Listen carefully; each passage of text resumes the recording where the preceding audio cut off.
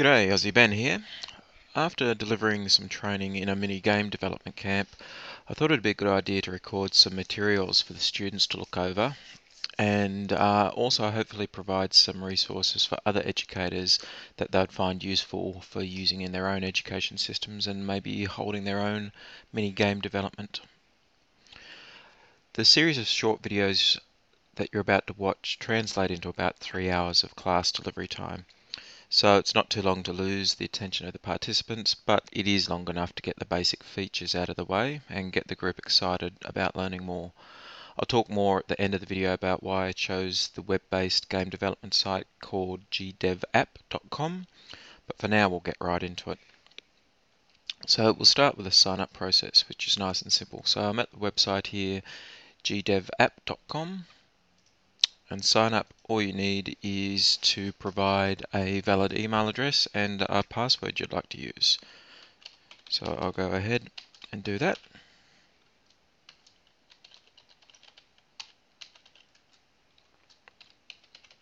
You'll notice that there's no advertising of any type on the website, which is great.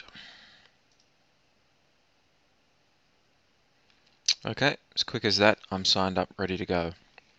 So the screen that we're looking at here, this is my home screen, and pretty much what I'm going to do is jump straight in and create a new game. So click on that option. Now there are a few sub options here, and I'll just start to fill in the basics. My game. At this stage I'll leave these options here unchecked, so I don't want to make it public just yet, and I don't want to make it copyable. That's a really useful thing for later on if you make a base game and you'd like other people to mod on top of that game. So they're good features to have, but while we're learning, we'll just leave those ticked off. Also, I'll avoid using these two templates here, a platformer template and a shooter template. They're good for later on, but for right now, just go straight in and use an empty game.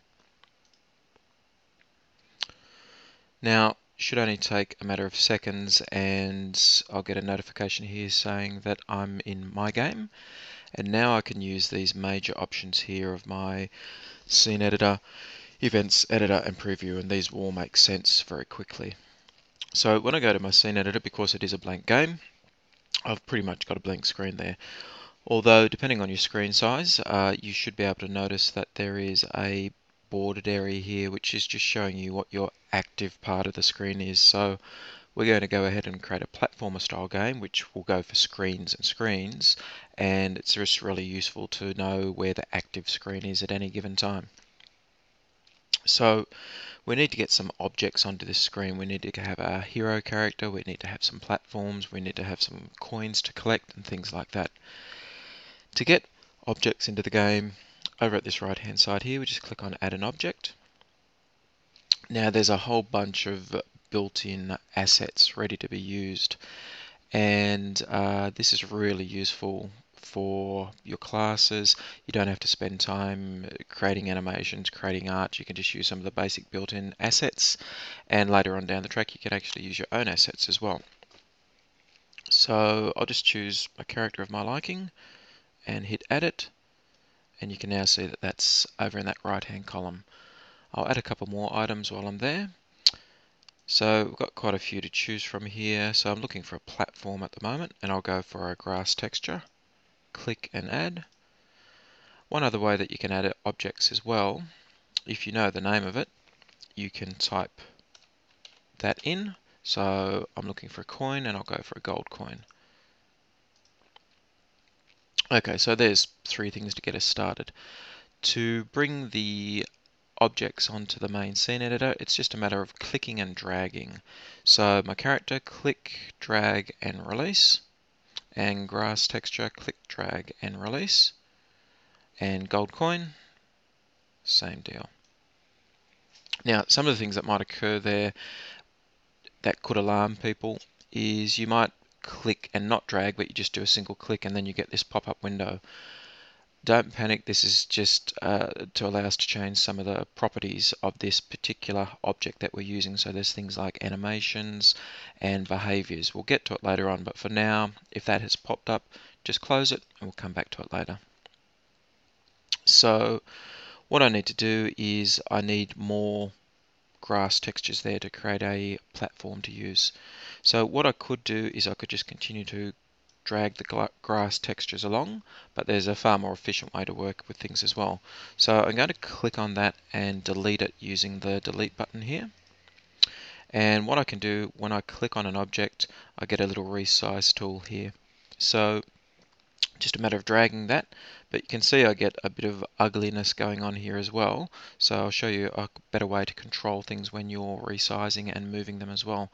So I'll leave it like that, which is not good. What I'm going to activate here is the grid system. So what that does is snaps your objects to a particular coordinate and makes everything much cleaner when you're trying to move and resize. So that's a good size there. Now, and likewise when I move my character around, he snaps nicely into place. Turn that grid off now. So with the coins, if I want additional coins, I could drag the coins in like that. Or again, maybe a more efficient way would be to hold down my shift key and then click and drag. Hold down my control key and click and drag, and I'll get a copy of the object. So I've got a number of coins there, and I'll make a copy of the platform that we've got here. Hold down control, click, drag and release. But again, I haven't got my grid system on there, so it would be easy to have that misaligned. So you can just turn on the grid and lock it into place. Okay, what I'd also like to add here are some stars in the sky. So I'm going to add an object. Now, one of the things that will occur if you've done a recent search, you'll still have that filtered view of just that recent search. So be sure to get rid of that and get back to your full view and either use your scroll or your search. So I'm after the star, edit, and I'll pop those onto the scene. I don't really need my grid for this, and I'll just make some quick copies. So at that point it appears as though we've got something that would make a playable game.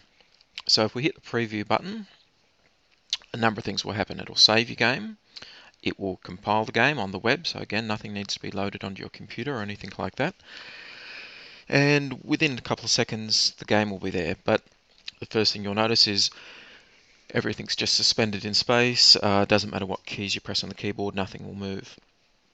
So this uncovers the first principle that you are the game developer and you have to decide what everything does. So just because we've put objects there and an object looks like a character, it doesn't mean that it actually behaves like a character. That's something that we have to activate. So we'll go back to Scene Editor and we'll activate some of those options. So this guy here, I'd like him to behave like a game character, which I would expect. He can move leftwards, left, right, up, down, things like that.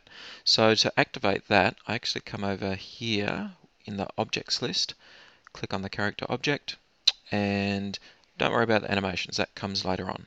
What I'm going to do is go down here to behaviors, and I'm going to change it to a platform character. I'm going to activate it, and I get a number of options. At this stage I don't want to change any of those. I can certainly do that later on.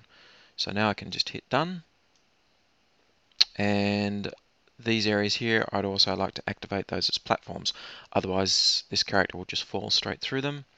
So grass texture is a platform, activate it. There are different types of platforms and we'll discover what they are later on, but we'll just go for a straight platform now.